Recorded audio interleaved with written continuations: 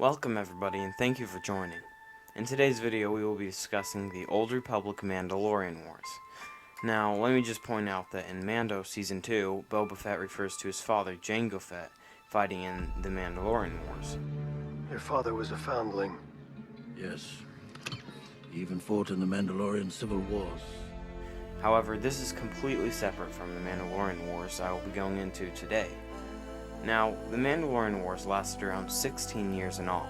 It started 3,976 years before the Battle of Yavin and ended around 3,960 years before the Battle of Yavin. The Great Sith War against the Jedi and the Republic had just ended 2 decades earlier, just to be replaced with nearly 2 more decades of fighting and war raging across the galaxy. All of this was led by Mandalore the Ultimate and his lieutenant Cassius Fett, and yes, this is from the same family line as Boba Fett and Jango Fett. However, this was thousands of years before they were born. The Mandalorians began raiding and attacking systems and planets all along the east edge of the galaxy, which finally led to the Republic to notice the Mandalorians and eventually join the battle. It was a full year of battling before the Mandalorians finally broke through to Taris and eventually changed the tide of the war to their favor. They used nuclear weapons and basilisk droids to attack Onderon, which upset many senators from the Republic. The Chancellor sent out the entire Republic Navy to try and counter the Mandalorians. The Mandalorians were known for using harsh and brutal attacks and methods to get the Republic's attention.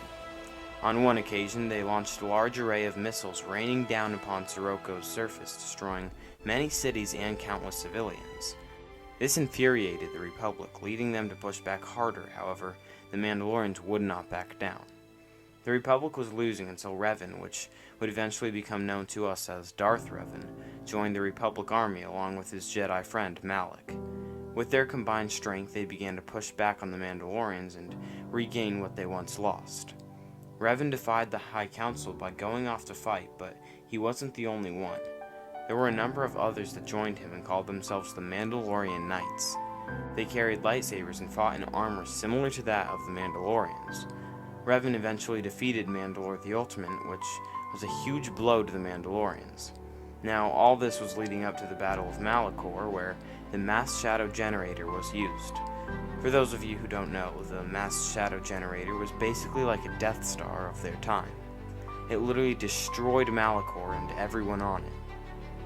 Revan's best friend Mitra was with Revan at the time and witnessed so many Jedi and Mandalorian alike burned to death. Now, this was a large step towards Revan's fall to the dark side. However, that's a long story for another time. Once Revan had defeated the Mandalorian's leader, he took his helmet and went to hide it on Rekyad. This completely turned the war. It seems like a little thing like a helmet would have no effect on a war. However, it made all the difference. Without the helmet, the Mandalorians did not know where to look for leadership. Many Mandalorians fought against themselves for leadership, but without the helmet, it meant nothing.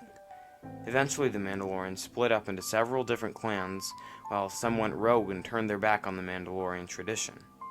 A lot of the clans would engage between themselves in battle, killing off their own men. Now, the Mandalorians did a lot more damage to the Republic, even though the war was technically over. Revan went to investigate why the Mandalorians had started this war. However, he turned to the dark side instead after he was tortured. He went on with some of his companions to wreak havoc upon the Republic. Unknowingly, the Mandalorians had caused another Sith war once they were defeated. The Mandalorians never really accepted their defeat and held a grudge against the Jedi along with the Republic. What was the reason for the Mandalorians starting a galactic war against the Republic? Years before all this even happened, a Sith Lord came to Rekyad to search for his rival's tomb. While doing this, he had received a vision of the Mandalorians going world to world, destroying any defiance, until one day they would destroy the Republic. After finding this out, the Sith Lord knew that he had to use the Mandalorians as a weapon, and that he did. If it wasn't for Revan and Malak, the Republic would be at the mercy of the Mandalorians. It took years to rebuild Mandalorian society, just as it took years to build up the Republic once again. Now, like I said earlier, just because the Republic defeated the Mandalorians doesn't mean the Mandalorians served the Republic. They were back under control, but only because they became so unorganized without the helmet. They eventually began to hate Revan because, 1, he interfered with their war against the Republic, and 2, he hid Mandalore the Ultimate's helmet. With that being said, the Mandalorians were a real challenge to defeat, and without Revan and Malak, the Republic may just have been defeated. It definitely would be cool to see how it would have worked out if Revan never interfered. Well everyone, thank you so much for joining me today, and if you liked this video, I would really appreciate it if you liked and subscribed for more content like this. May the Force be with you.